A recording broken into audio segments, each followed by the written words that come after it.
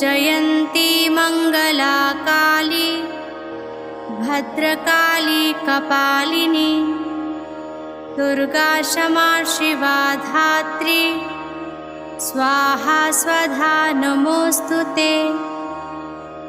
जय त्वं देवी चामुण्डे जय भूतातिहारिणी जय सर्वगते देवी कालरात्रि नमोस्तुते। मधुकैटभविद्रावि विधात्री वरदे नमः। रूपं देहि जयं देहि यशो देहि द्विषो जहि।